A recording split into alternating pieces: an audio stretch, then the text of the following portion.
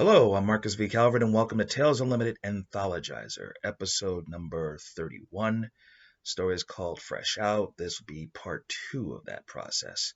All right, this is a story about a mage who also happens to be a scientific genius, arms dealer, arms designer, and he was riding high until he creates, for some time travelers, he basically gets some specs from some guys who are genocidal, crazy bastards who fled from the future. And what they wanted for him to do was create specs for holographic soldiers, holographic gear, self-functioning, independently powered units. And he gave them the specs, got paid, and about a year later, he's being thrown into a book. See, if you're a wizard, a mage, sorcerer, or something like that, and they don't kill you for violation for the laws you break, they'll stuff you in a book in a library, a small, obscure country library, hood library. They'll throw you inside of a book, a bad one, and you have to relive it as an observer trapped within the pages for X amount of years. He got 27 years only because he was an unknowing accomplice, because he didn't know what they were going to use this for. He just made it, and they put it in a factory in China, and they almost spawned an army of millions of holographic combat androids, tech, gear, weapons, you name it.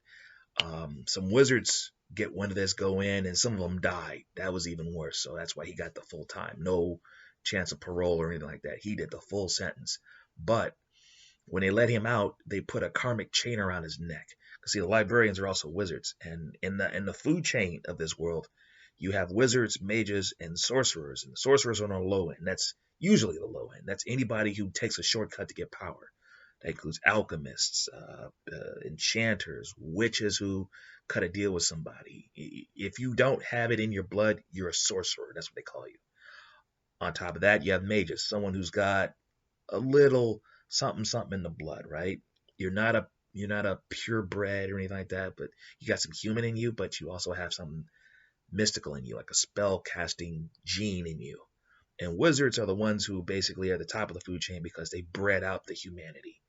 They are high order beings trying to achieve something else. So you may have part god, part demon, part something in a wizard, but no human for at least 10 generations of breeding. A little snobby because of that. And that's how you become a wizard. Well, that's what also makes them the most powerful, pound for pound. So these wizards, they're all over the place. They could be right in your face. They could be selling you insurance. But in this case, a librarian, the wizards are also guard and warden. So when a prisoner gets out, they put a karmic chain around you and they just cut you loose. No parole officer, just get out there. If you do bad things with your hands, your mind, regular crime, no problem. If you use magic for badness ever again, this chain will constrict around your neck like a noose.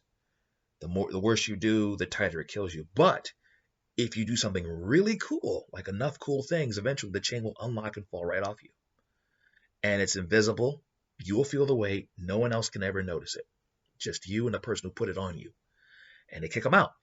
And why I call it fresh out is he literally is walking outside of this library/prison, and waiting for him is the fixer who gave him the damn job that got him arrested in the first place. And she's grateful that he didn't snitch, and she is offering him another job. Well, what's the job? Well, he did something for her a while back for some guy who had a painting, like a really expensive painting, but he didn't take care of it. Because of that, it got damaged, like cracked because of molding, something like that. And he tries to get some money from insurance, but insurance is like, hey, you didn't store it right, so you're not covered, sorry.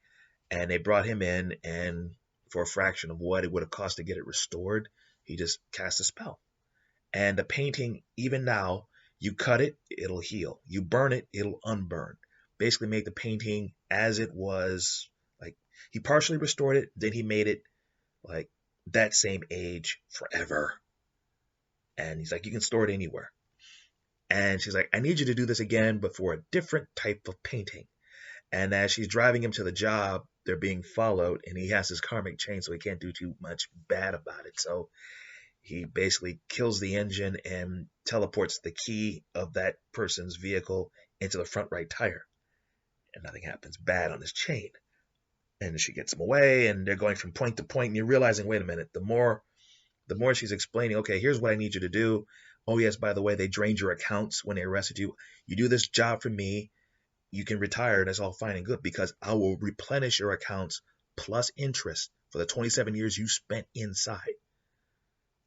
And the dude's looking at her like, okay, who do I have to kill, or what do I have to kill for that kind of money? Because the dude was rich. And she leads him to this painting, a very unusual painting. And there's a body half hanging out of it. That's where I got. I'll let you know how it ends tomorrow. I'm Marcus V. Calvert. This is Tales Unlimited Anthologizer. The story is Fresh Out, episode 31, part 2. And I'll conclude this bad boy tomorrow. All I know is he's in his pajamas in a really nice study, roaring fireplace, the Persian rug that probably cost as much as a small house. That's all I got. All right. See you tomorrow.